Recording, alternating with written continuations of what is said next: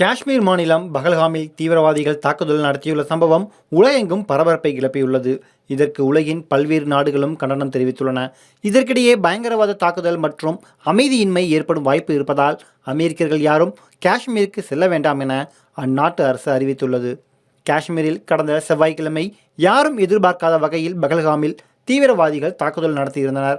அங்கு அதிக சுற்றுலா பயணிகள் திரண்டிருந்த நிலையில் திடீரென அவர்கள் மீது தீவிரவாதிகள் தாக்குதல் நடத்தியுள்ளனர்.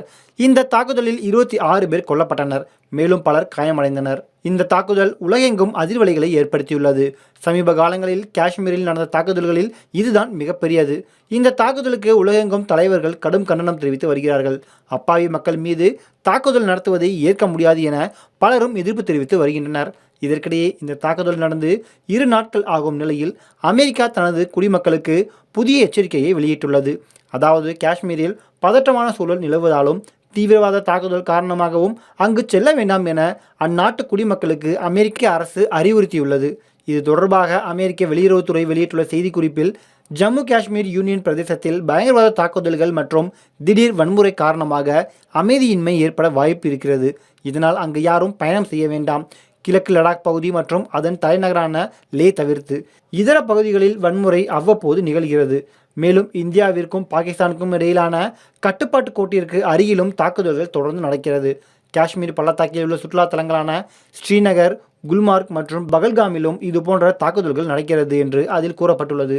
இது மட்டுமின்றி ஆயுத மோதல் ஏற்படுவதற்கான வாய்ப்புகள் அதிகம் இருப்பதால் இந்தியா பாகிஸ்தான் எல்லையில் இருந்து 10 கிலோமீட்டருக்குள் செல்வதை தவிர்க்குமாறு அதன் குடிமக்களை கேட்டுக்கொண்டது. கடந்த சில ஆண்டுகளாகவே காஷ்மீரில் மெல்ல மெல்ல அமைதி திரும்பி வந்தது.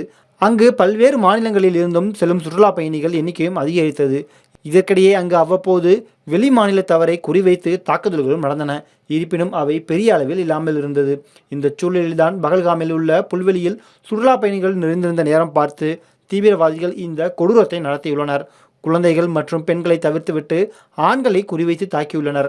இந்த மோசமான சம்பவத்தில் 3 முதல் 5 தீவிரவாதிகள் ஈடுபட்டு இருக்கலாம் என தகவல் வெளியாகியுள்ளது. மேலும் சம்பவ இடத்திற்கு விரைந்த NIA அதிகாரிகள் விசாரணையை தொடங்கினர். அங்கு துப்பாக்கிச் சூட்டை பார்த்தவர்கள் அளித்த தகவல்களின் அடிப்படையில் தாக்குதல் நடத்திய தீவிரவாதிகளின் போட்டோ மற்றும் வரைபடம் நேற்று வெளியிடப்பட்டது குறிப்பிடத்தக்கது. Subscribe to One India and never miss an update.